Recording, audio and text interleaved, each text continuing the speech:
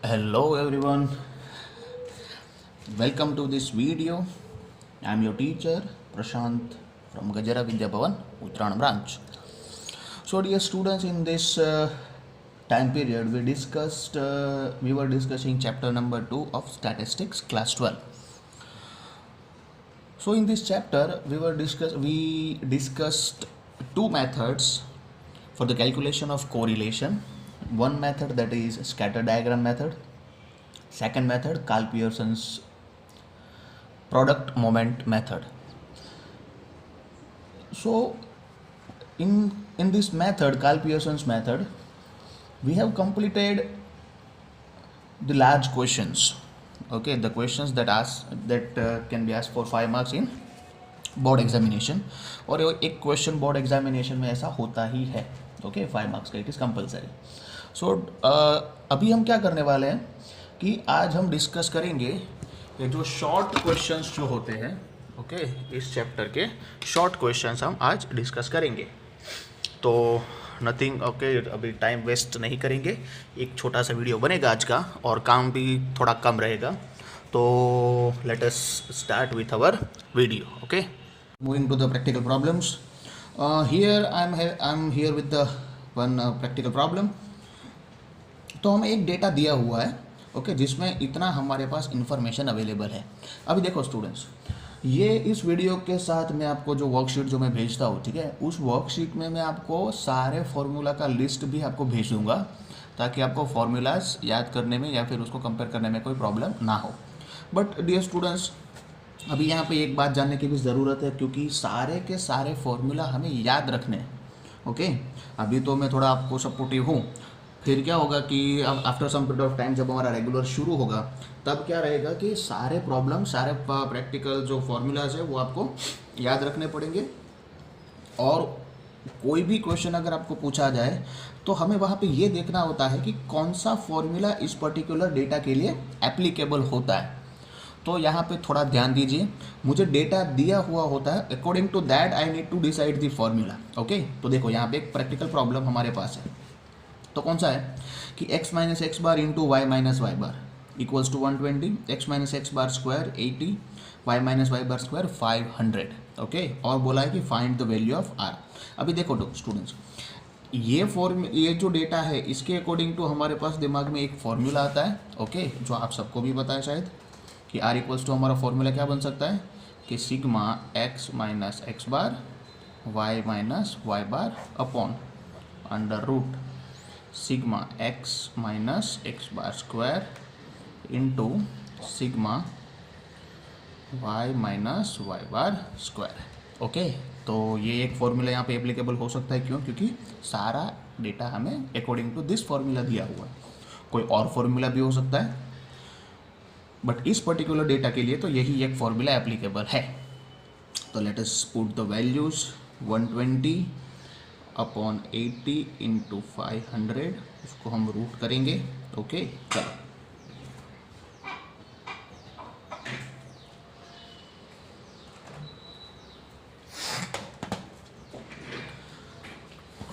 तो 80 into 500, 80 into 500 तो 40,000, और उसका रूट निकालेंगे, सो 200. ओके, तो 120 अपॉन 200, तो 120 डिवाइड बाय 200, आंसर निकलता है 0.6. तो ये हो गया हमारा value of r. Okay, this question can be asked for 2 marks. Next problem, second problem हमारे पास यहाँ पे अवेलेबल है, और उसमें एक डेटा दिया हुआ है n equals to 20, covariance of X Y equals to -50, S X equals to minus, okay, S X equals to 15 positive है, and S Y equals to 8. Okay, तो with the help of this information हम कौन सा formula apply कर सकते हैं correlation find out के लिए. तो हमारे पास जो कार्ल पियर्सन का जो स्टैंडर्ड फॉर्मूला है वो हम अप्लाई कर सकते हैं. तो क्या r equals to what, covariance of X Y upon S X into S Y. यहाँ पे एन का कोई भी यूज़ नहीं है। ओके, तो कई बार स्टूडेंट्स मुझसे पूछ लेते हैं कि सर हमें यहाँ पे एन तो दिया हुआ है तो उसका क्या करेंगे। वो सिर्फ आपको कंफ्यूज करने के लिए दिया हुआ है कि एन को हम कहाँ पे यूज़ करें। कई स्टूडेंट्स यहाँ पे डिवीजन में रख देते हैं और आंसर गलत हो जाता है। तो स्टूडेंट्स कई बार क्या होता है कि डेटा में एक्स्ट्रा इन्फॉर्मेशन भी हो सकती है जस्ट आपको डिस्ट्रैक्ट करने के लिए, तो वहाँ पे थोड़ा ध्यान रखना होता है। ओके, फॉर्मूला के लिए जो इन्फॉर्मेशन हमें चाहिए वही हमारी काम की होती है। तो लिखेंगे कोवेरिएंस ऑफ एक्स वाई, तो उसका हमारे पास -50 है। Okay, S X 15, S Y 8, तो -50 120 होगा। ओके, 15 8 ज़ा 120, तो उतने टेबल्स तो आने चाहिए। अभी 50 डिवाइड बाय 120, तो आंसर रहेगा 41, बट यहाँ पे हम राउंड फिगर करेंगे तो 42 हो जाएगा। तो r equals to what -0.42। Okay, so this is the value of r। Okay, तो ये प्रॉब्लम बड़ी ही सिंपल से सॉल्व हो गया। अगर आप राइट फॉर्मूला रखेंगे तो आराम से सॉल्व हो जाएगा, बट इन्फॉर्मेशन कुछ और है और आपने कुछ और फॉर्मूला रखा है, तो क्या करेंगे। अभी देखो, इस पर्टिकुलर प्रॉब्लम के लिए अगर ये वाला अगर फॉर्मूला मैं अप्लाई करता हूँ तो कैसे चलेगा। क्यों? क्योंकि डेटा ये है और फॉर्मूला में ये रखने जा रहा हूँ, तो कोवेरिएंस कहाँ से लाएंगे, एस एक्स कहाँ से लाएंगे, एस वाई कहाँ से लाएंगे। ओके, तो right formula for the right data. Students, the third problem. अभी देखो यहाँ पे मैंने एक डेटा लिखा हुआ है, यहाँ पे थोड़ा ध्यान दीजिए, थोड़ा ज़्यादा ही ध्यान दीजिए यहाँ पे, क्योंकि ये थोड़ा ट्रिकी आपको दिया हुआ है। आपको यहाँ पे स्टेटमेंट्स दिए हुए हैं एंड अकॉर्डिंग टू दैट हमारे पास यहाँ पे कुछ डेटा अवेलेबल है। तो उस स्टेटमेंट को हम न्यूमेरिकल या फिर हमारे फॉर्मूला की लैंग्वेज में कैसे कन्वर्ट करें। तो यहाँ पे थोड़ा ध्यान से सुनिए, स्टेटमेंट को रीड करना होता है और हमारे यहाँ पे फॉर्मूला जो होता है वो कंस्ट्रक्ट करना होता है। तो देखो, अभी नंबर ऑफ ऑब्जर्वेशंस, तो नंबर ऑफ ऑब्जर्वेशंस यानी कि n, ठीक है, इतना पता होना चाहिए। तो n हमारा मिल गया 25। फिर दूसरा स्टेटमेंट देखो, मीन। मीन यानी व्हाट? मीन यानी कि कई बार ऐसा भी वर्ड यूज़ होता है एवरेज। ओके, तो मीन एवरेज दोनों ही सेम चीज़ें होती हैं। तो मीन यहाँ पे x का कॉलम है, यहाँ पे y का कॉलम है, तो मीन फॉर x, तो x का मीन तो x बार हो जाता है, तो x बार दिया हुआ है 40, ठीक है। मीन ऑफ x तो 40 हो गया, तो अभी मीन ऑफ y तो क्या हो जाएगा, y बार 50। ओके, चलो next, third statement, the sum of squares of deviations taken from mean. अब ये थोड़ा बड़ा स्टेटमेंट हो गया, इसको थोड़ा थोड़ा रीड करते हैं। तो सम यानी कि सिग्मा। ओके, ऑफ तो ब्रैकेट करेंगे हम क्योंकि सिग्मा के साथ कुछ मल्टीप्लाई है। Of what? ऑफ स्क्वायर्स, तो ये शायद इसका कोई स्क्वायर होगा। ओके, स्क्वायर्स, तो मैंने जैसे ही मैं रीड करता हूँ वैसे यहाँ पे मैं कुछ लिखता हूँ। तो आप जब ऐसे क्वेश्चंस सॉल्व कर रहे हैं तो आपको भी वैसा ही करना है। ओके, 8-10 बार इसको रीड करेंगे तब शायद आपको जाके कुछ समझ में आएगा। कुछ यहाँ पे ना थोड़ा स्टेटमेंट को थोड़ा तोड़ तोड़ के रीड करो। अभी देखो, द सम, तो मैंने यहाँ पे क्या किया, सम यानी कि हमारा सिग्मा। Of what? ऑफ यानी कि मैंने क्या कर दिया, ब्रैकेट कर दिया, शायद कुछ मल्टीप्लाई में होगा। सम ऑफ स्क्वायर्स, तो शायद मैंने इसका क्या कर दिया, स्क्वायर, क्योंकि यहाँ पे ऐसा बोला है स्क्वायर। Of what? तो कि deviations taken from mean.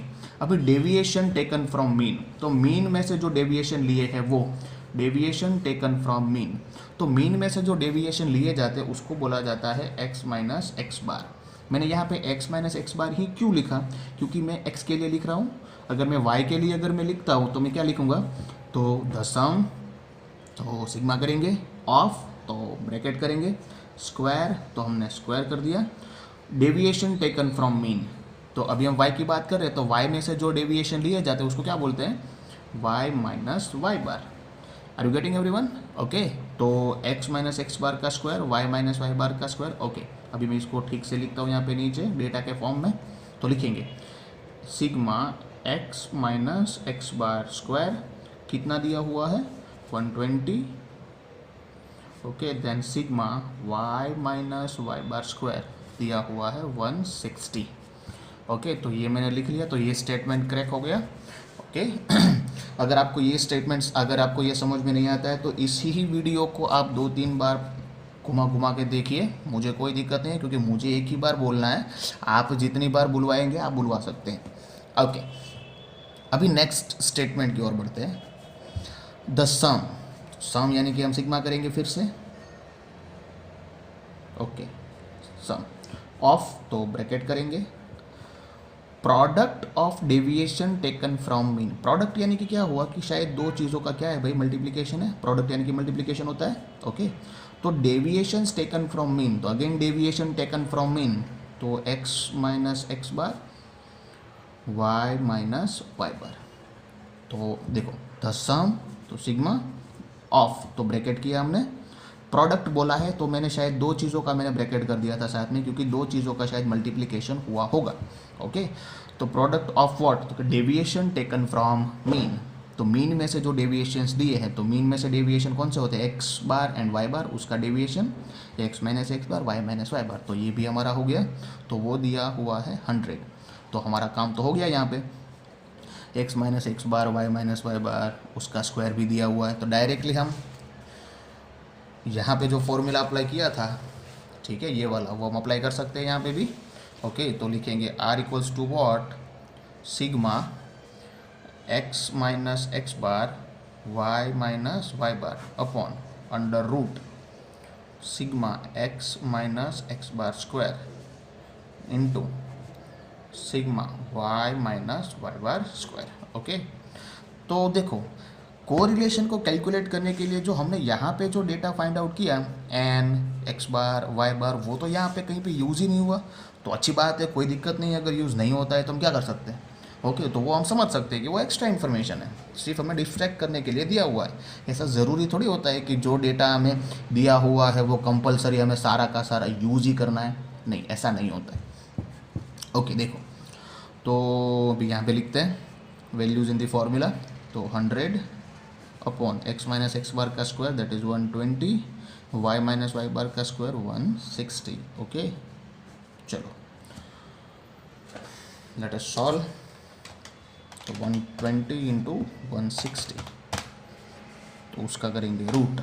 Okay, तो 100 डिवाइड बाई 138.56, तो 100 डिवाइड बाई 138.56 तो 0.92। ओके, तो ये हो गया इसका सोल्यूशन, तो r इक्वल्स टू हमें मिल गया। टू द नेक्स्ट प्रॉब्लम, यहाँ पे हमारे पास एक और डेटा दिया हुआ है, that is n equals to 10, sigma X Y equals to 1500। Okay, mean of x, अभी मीन ऑफ x यानी क्या होता है, x बार होता है। ओके, तो ये अलग लैंग्वेज में दिया हुआ, हमने इसको x बार में कन्वर्ट कर दिया 12। Okay, similarly mean of y, तो वो हो जाता है y बार, तो वो हो गया 15 हमारे पास। Okay, the next S D of X, S D यानी कि standard deviation, standard deviation of X, तो वो हो जाता है एस एक्स, तो एस एक्स इक्वल्स टू हो गया हमारे पास 9, और स्टैंडर्ड डेविएशन ऑफ वाई, तो वो हो गया एस वाई इक्वल्स टू 5। अभी देखो इसको हम ठीक से लिखते हैं कि n equals to 10 sigma X Y equals to 1500, X bar equals to 12, y bar equals to 15, okay, then sx equals to 9, sy equals to 5। तो ये मैंने डेटा को लिख लिया ठीक से। अभी with the help of this data हम कौन सा फॉर्मूला यूज़ कर सकते हैं अभी देखो, अब कई स्टूडेंट्स का क्या होता है कि यहाँ पे एक्स वाई देखते हैं तो वो लोग ये सोच लेते हैं कि एक्स वाई वाला फॉर्मूला यूज़ होता होगा, कि वो जो हमारा लंबा चौड़ा जो फॉर्मूला है ये वाला, मैं यहाँ पे लिखता हूँ कि n into sigma X Y minus sigma X sigma Y upon root n into sigma X square minus sigma X whole square. Okay, then यहाँ पे n into sigma Y square minus sigma Y whole square. कई student ये सोच लेते हैं कि ये वाला फॉर्मूला यहाँ पे यूज़ होगा, बट डियर स्टूडेंट्स देखो, मेरे पास n है, एक्स वाई है, सिग्मा एक्स है कहीं पे, सिग्मा वाई कहीं पे भी नहीं है। आगे बढ़ते हैं, एन अब अवेलेबल है, सिग्मा एक्स का स्क्वायर वो डेटा में नहीं है, सिग्मा एक्स भी नहीं है तो उसका स्क्वायर भी नहीं है, वाई स्क्वायर हमारे पास अवेलेबल नहीं है, तो ये डेटा तो ये वाला फॉर्मूला तो डेफिनेटली यूज़ नहीं होगा अकॉर्डिंग टू दिस फॉर्मूला। तो हमारे पास एक दूसरा एक फॉर्मूला अवेलेबल है, देखो ये थोड़ा रेयर फॉर्मूला है कि देखो यहाँ पे क्या होता है कि sigma X Y minus N into X bar into Y bar, वो जो फॉर्मूला का लिस्ट जो मैं आपको देने वाला हूँ वहाँ पे ये फॉर्मूला अवेलेबल है। Okay, sigma X Y minus N into X bar Y bar upon, okay, upon N into S X into S Y. तो ये भी हमारा एक फॉर्मूला है कोरिलेशन को कैलकुलेट करने का। तो put the values in the formula, X Y available है हमारे पास, दैट इज़ 1500 माइनस एन, वो भी अवेलेबल है 10, एक्स बार हाँ वो भी अवेलेबल है 12, वाई बार वो भी अवेलेबल है 15, ओके। नेक्स्ट एन वो भी अवेलेबल है 10, देन ओके यहाँ पे रूट नहीं करना था, चलो यहाँ पे लिखते हैं 10, एस एक्स तो वो हमारे पास अवेलेबल है 9, ओके, एस वाई हमारे पास अवेलेबल है 5। तो let us solve the problem. तो 150 पहले इसका मल्टीप्लाई कर लेते हैं, 15 इंटू 12 इंटू 10 तो 1800, तो 1500 माइनस 1800, फिर यहाँ पे मल्टीप्लाई 9 5 45 इंटू 10 450, ओके। सो यहाँ पे माइनस 300, ओके, शायद कुछ नहीं दिखा आपको बट आप यहाँ पे देख लेंगे।